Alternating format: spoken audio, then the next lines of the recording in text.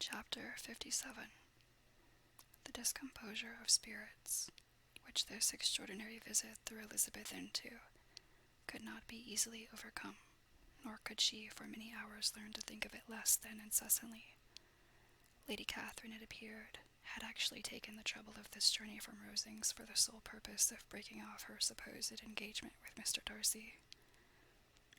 It was a rational scheme, to be sure, but from what the report of their engagement could originate, Elizabeth was at a loss to imagine, till she recollected that his being the intimate friend of Bingley and her being the sister of Jane was enough, at a time when the expectation of one wedding made everybody eager for another to supply the idea.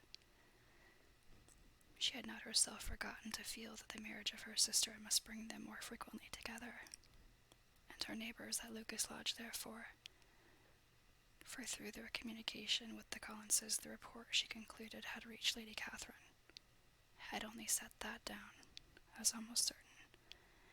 Any immediate which she had looked forward to as possible at some future time. In revolving Lady Catherine's expressions, however, she could not help feeling some uneasiness as to the possible consequence of her persisting in this interference. From what she had said of her resolution to prevent the marriage, it occurred to Elizabeth that she must meditate an application to her nephew, and how he might take a similar representation of the evils attached to a connection with her she dared not pronounce.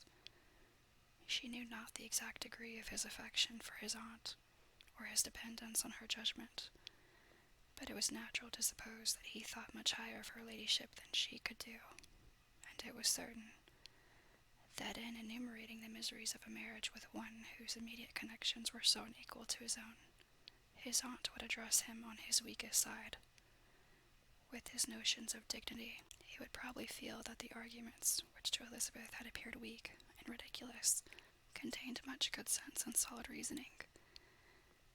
If he had been wavering before as to what he should do, which had often seemed likely, the advice and entreaty of so near a relation might settle every doubt, and determine him at once to be as happy as dignity unblemished could make him. In that case he would return no more. Lady Catherine might see him in her way through town, and his engagement to Bingley of coming again to Netherfield must give way. If therefore an excuse for not keeping his promise should come to his friend within a few days, she added, I shall know how to understand it.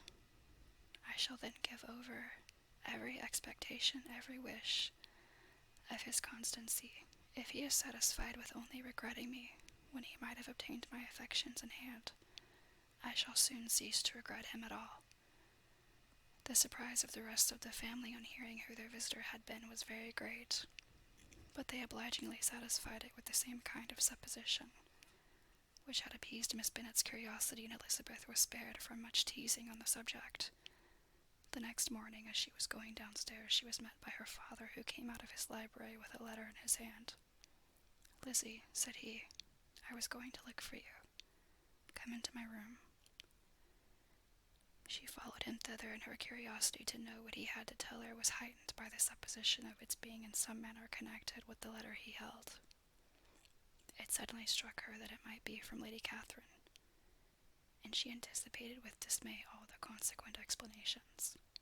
She followed her father to the fireplace, and they both sat down. He then said, I have received a letter this morning that has astonished me exceedingly. As it principally concerns yourself, you ought to know its contents. I did not know before that I had 2 daughters on the brink of matrimony. Let me congratulate you on a very important conquest. The color now rushed into Elizabeth's cheeks in the instantaneous conviction of its being a letter from the nephew instead of the aunt, and she was undetermined whether most to be pleased that he explained himself at all, or offended that his letter was not rather addressed to herself, when her father continued, You look conscious. Young ladies have great penetration in such matters as these, but I think I may defy even your sagacity to discover the name of your admirer. This letter is from Mr. Collins. From Mr. Collins, and what can he have to say? Something very much to the purpose, of course. He begins with the congratulations on the approaching nuptials of my eldest daughter, of which, it seems, he has been told by some of the good-natured gossiping Lucases. I shall not sport with your impatience by reading what he says on that point. What relates to yourself is as follows. Having thus offered you the sincere congratulations of Miss Collins and myself on this happy event, let me now add a short hint on the subject of another of which we have been advertised by the same authority. Your daughter Elizabeth, it is presumed, will not long bear the name of Bennet after her eldest sister has resigned it, and the chosen partner of her fate may be reasonably looked up to as one of the most illustrious personages in this land. Can you possibly guess, Lizzie, who is meant by this?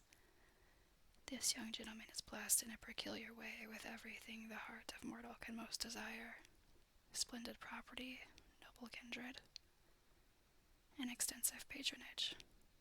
Yet in spite of all of these temptations, let me warn my cousin Elizabeth and yourself of what evils you may incur by a precipitate closure with this gentleman's proposals, which of course you will be inclined to take immediate advantage of. Have you any idea, Lizzie, who this gentleman is? But now it comes out. My motive for cautioning you is as follows.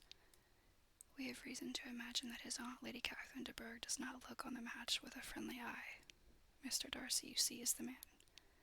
Now, Lizzie, I think I have surprised you.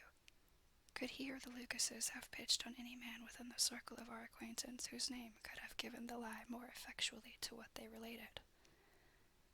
Mr. Darcy, who never looks at any woman but to see a blemish, and who has probably never looked at you in his life. It is admirable.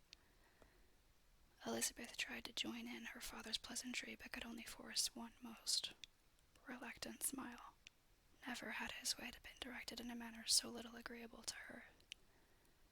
Are you not diverted? Oh, yes. Pray read on. After mentioning the likelihood of this marriage to her ladyship last night, she immediately, with her usual condescension, expressed what she felt on the occasion. When it became apparent that on the score of some family objections on the part of my cousin, she would never give her consent to what she termed so disgraceful a match, I thought it my duty to give the speediest intelligence of this to my cousin, that she and her noble admirer may be aware of what they are about, and not run hastily into a marriage which has not been properly sanctioned. Mr. Collins, moreover, adds, I am truly rejoiced that my cousin Lydia's sad business has been so well hushed up, and am only concerned that their living together before the marriage took place should be generally known.